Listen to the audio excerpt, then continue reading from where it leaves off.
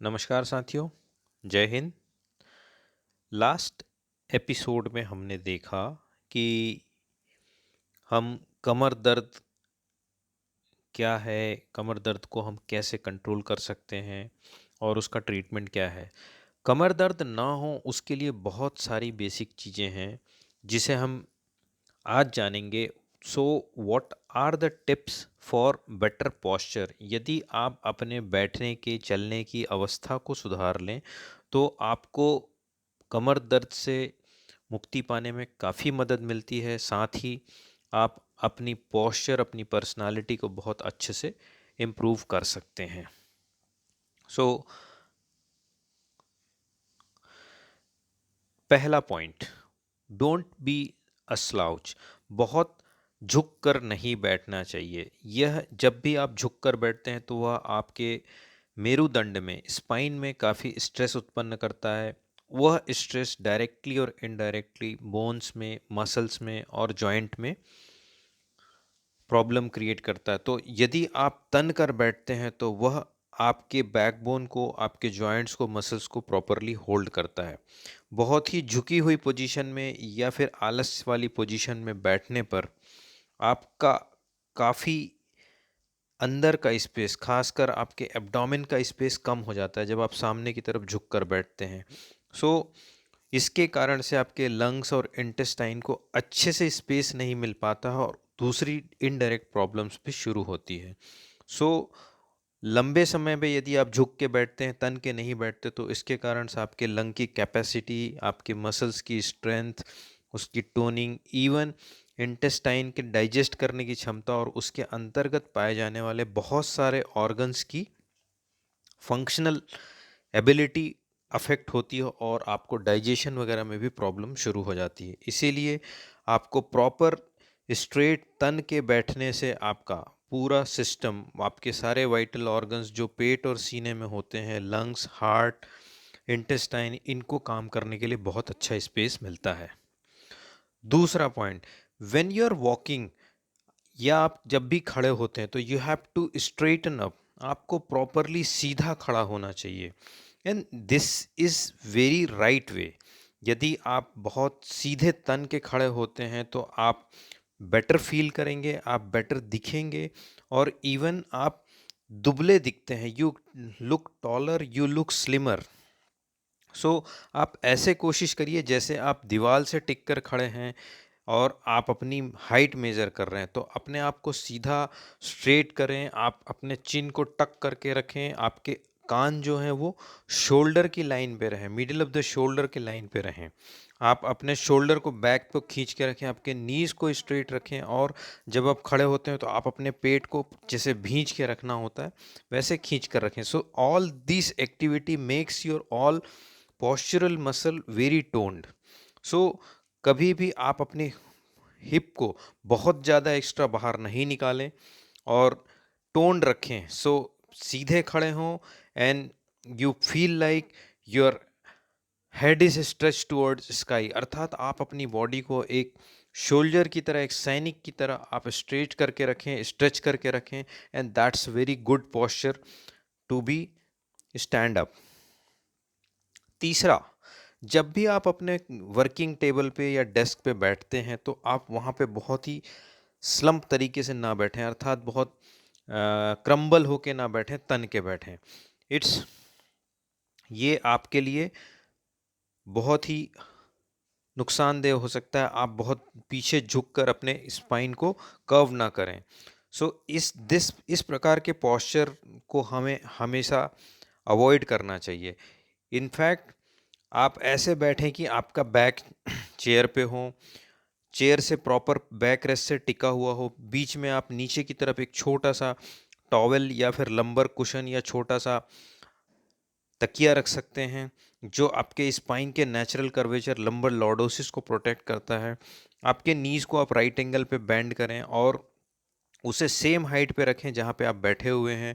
और इवन आप कोशिश कर सकते हैं कि नीचे अपने पंजों के नीचे लगभग 6 इंच या 8 इंच का कुछ एक स्टूल या फिर कोई एलिवेशन रख के आप इवन नीज के लेवल को हिप से थोड़ा सा और ऊपर करें तो ये बहुत बेटर पोजीशन होगी आपके कर्वेचर को, आपके कंफर्ट को और आपके पोस्चर को इम्प्रूव करने के लिए।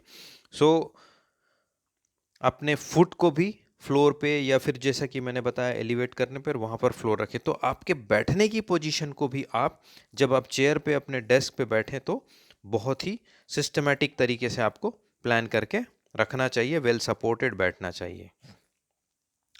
आजकल मल्टीमीडिया का बहुत ज़माना है, स्मार्टफोन हम रेगुलरली यूज़ करते हैं, तो आप अपने फ़ोन पे भी जब रहते हैं तो उसकी पोजीशन भी आपको बहुत परेशान करती है, उसके कारण से भी बहुत सारी प्रॉब्लम्स होती है। खासकर यंग एजेस टीनेजर्स जो होते हैं ये खाली मोबाइल पे बैठे हुए होते हैं, मोबाइल पे लगे होते हैं, तो मोबाइल का लेवल यदि आप जैसे ही अपने चेस्ट के नीचे ले आते हैं तो उसके कारण से, या फिर बहुत पास रखते हैं तो आपके नेक की पोजीशन फॉरवर्ड बेंडिंग हो जाती है। तो इस कंडीशन के लिए आपको सबसे पहले तो यह अवॉइड करना चाहिए कि आप कंटिन्यूसली मोबाइल का उपयोग ना करें। दूसरा, आप आई लेवल पे मोबाइल का उपयोग करें, टेबल पे डेस्क पे बैठ के और बहुत लंबे समय तक ना बैठें। दूसरा, एक सफिशिएंट डिस्टेंस मेंटेन करें। और यदि आप किसी कलीग के साथ, अपने फ्रेंड्स के साथ में उसके मोबाइल को देख रहे हैं तो कॉन्स्टेंटली आपका नेक एक साइड टर्न होता है, सो नेक टिल्टिंग, इसकी वजह से नेक मसल्स में भी काफ़ी स्ट्रेन होता है। और यह डे टू डे एक एक दिन में ऐड होते होते यह it can become an ear added up. So for better view आप अपने फ़ोन को लिफ्ट करके यूज़ करें, हाथ को सीधा रखें और आइज़ के लेवल पे यूज़ करें। हेड को ना टिल्ट करके आप अपने आइज़ को नीचे की तरफ टिल्ट करें और उसके बाद अपने फ़ोन का उपयोग करें। So this is classical problem for text neck. और आज के ज़माने में, आज के एरा में मोबाइल का इस प्रकार का उपयोग काफ़ी सावधानीपूर्वक हमें करना चाहिए। पांचवी चीज होती है कि जो लोग ड्राइविंग करते हैं, रेगुलर ड्राइविंग करते हैं, उनके लिए कि do not be a low rider. जहाँ पे सीट बनाई होती है, इंडियन कंस्ट्रक्ट के हिसाब से हमारी सीट जो होती है, सिटिंग सीट, वो काफ़ी लो होती है और उस पर हम जब बैठते हैं तो हमें ऐसे उठ के उचक के देखने की कोशिश ज़रूरत पड़ती है। तो पहली बात, do not be a low rider. Although आप एकदम रिक्लाइन होके जब बैठते हैं तो वह कूल और कंफर्टेबल लगता है, बट यह बहुत अच्छा पोस्चर आपके लिए नहीं होता है। बल्कि इसके अलावा आप सीट को थोड़ा सा स्टीयरिंग व्हील के पास ले जाएं और उसके बाद आप अपने लेग को टोटल लॉक नहीं करें, थोड़ा सा बेंड होना चाहिए आपका घुटना, इसके साथ साथ वो हिप लेवल से थोड़ा सा ऊपर होना चाहिए। सो बहुत ज़्यादा लेग स्ट्रेच भी नहीं होना चाहिए और बहुत ज़्यादा लेग शॉर्ट भी नहीं होना चाहिए। और ज़रूरत पड़े तो आप अपने लोअर लंबर रीजन की, जो हम जैसे सिटिंग पोजीशन में बैठते हैं, वहाँ पे एक लंबर सपोर्ट रख सकते हैं। इनफैक्ट आप जब भी ड्राइविंग करें तो आपका एल्बो बहुत हल्का सा बेंड हो, इतनी दूरी पर आप स्टेयरिंग के साथ रखें और आपका हेड बिल्कुल स्ट्रेट हो जैसा हम नॉर्मल सीट पे बैठते हैं उसके हिसाब से। And try to keep your head straight and up. आप स्ट्रेट और अप रखते हैं अपने हेड को तो भी आपकी ड्राइविंग पोजीशन बेटर होती है, ना कि आप रिक्लाइनिंग, जैसे कि आप कुर्सी पे सो गए हैं वैसी स्थिति में या बहुत झुकी हुई पोजीशन में बैठ के ड्राइविंग करना आपके लिए अच्छा नहीं होता। Then six point is a high heel. High heels का उपयोग बहुत ओकेजनली पार्टीज़ या किसी फंक्शन के लिए ही रखना उचित होता है, बिकॉज़ ये फैशन के हिसाब से ठीक होता है, बट ये आपके पॉस्चर के लिए, आपकी बॉडी के लिए बहुत अच्छे नहीं होते। ये जितने नोकदार या हाई हील वाले जो सैंडल्स होते हैं, खासकर स्त्रियों में, ये आपके स्पाइन के कर्वेचर को फॉरवर्ड बढ़ाते हैं, ये ओवर आर्च कर देते हैं आपके बैक को, और इवन आपके बैकबोन के लाइनअप को चेंज करने के कारण आपके बैक, लोअर बैक को पेनफुल बना सकते हैं। और इसको बचने का सिंपल तरीका है कि आप या तो जो भी हील पहनते हो वो मैक्सिमम 1 इंच होना चाहिए, जो कि फ्रंट और बैक से मेज़र किया जाता है। और कोशिश करें कि आप इसको जितना कम पहने, और जितना जो नोकदार होते हैं उसकी बजाय वो फ्लैट हील्स होने चाहिए। Only 1 inch of a heel is a much better for your shoe raise. ये हाई हील जितने होते हैं ये ना ही केवल आपके लोअर बैक को ही प्रॉब्लम में डालते हैं, बल्कि आपके हील, आपके नीज और इवन फुट के मसल्स को भी काफ़ी प्रॉब्लम में डाल सकते हैं। जो छोटे छोटे जॉइंट्स होते हैं वो भी आपको काफ़ी नुकसान पहुंचा सकते हैं। इसके बाद आता है आपके सोने का तरीका। जिस तरीके से आप सोते हैं, इस कंडीशन में भी, पोस्चर में भी आपको बैक पेन हो सकता है।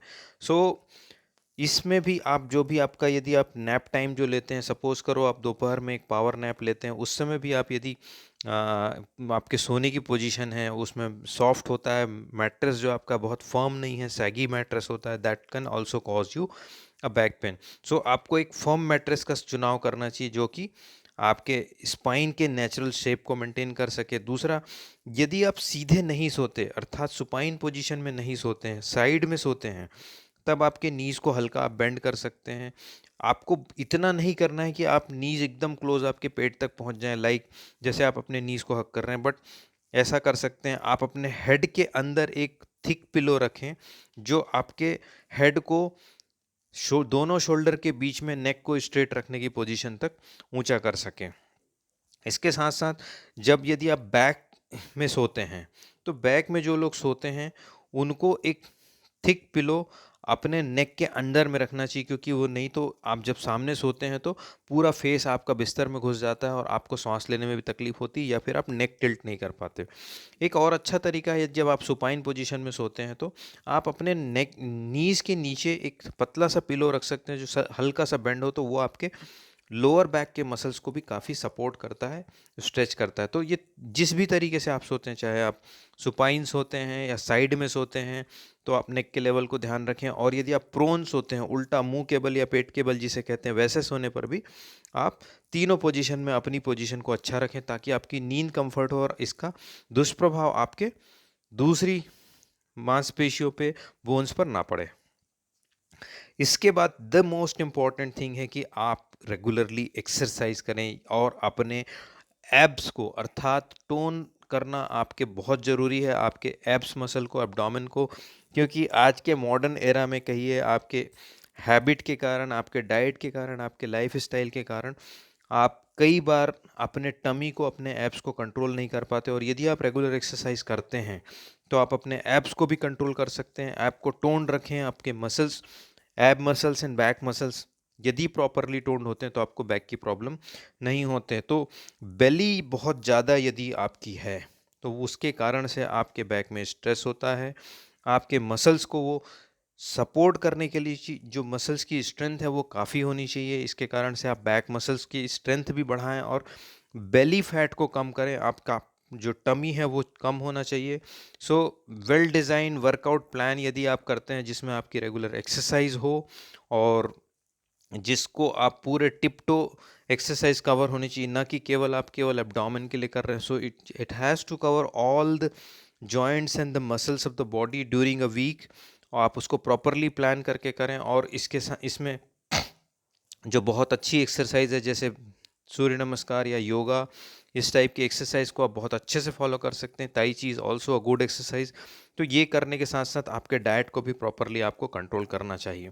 सो ये सारे छोटे छोटे टिप्स आप डे टू डे लाइफ में फॉलो करके अपने बैक पेन को बहुत अच्छे से अवॉइड कर सकते हैं, अपने बैक को स्ट्रांग बना सकते हैं, आपके लाइफ के पोस्चर को बेटर रख सकते हैं। इसके करने से आपको कोई भी प्रॉब्लम्स नहीं होती है, आप डॉक्टर से बचे रहते हैं, आपका पोस्चर इंप्रूव होता है, आपकी पर्सनालिटी इंप्रूव होती है। सो एज वी नो, गतिशील होना ही जिंदगी है और जीवन गतिशीलता का नाम है। अपने जीवन को गतिशील बनाए रखने के लिए जोड़ों, हड्डियों और मांसपेशियों को स्वस्थ रखना सीखें। आप हमारे साथ बने रहिए, हमारे यूट्यूब चैनल को सब्सक्राइब करते रहिए और बेल आइकन को प्रेस करके रखें, आपको इंडिकेशन आता रहेगा। और आपको किसी भी प्रकार की क्वेरीज होती तो आप हमसे डायरेक्टली भी कांटेक्ट कर सकते हैं, आप हमसे कंसल्ट भी कर सकते हैं और आप किसी भी प्रकार की क्वेरी और सवाल भी पूछ सकते हैं। आज के लिए इतना ही। धन्यवाद। नमस्कार। जय हिंद।